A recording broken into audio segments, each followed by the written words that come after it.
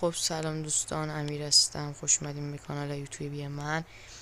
دوستان امروز اومدم بهتون آموزش بدم که چطوری تو ای فوتبال موبایل دریبل بزنین.